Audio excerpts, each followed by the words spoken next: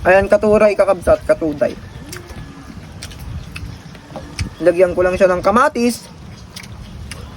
Burong itlog. Ayos na, kakabsat.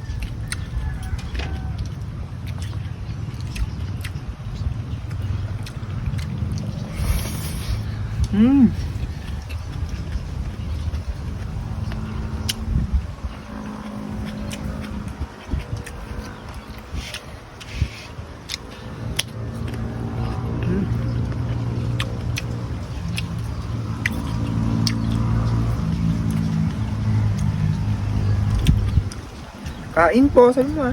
Kain po. Kain po tayo, sabi mo. Kain po tayo. Tayo mga nin, kakabsat.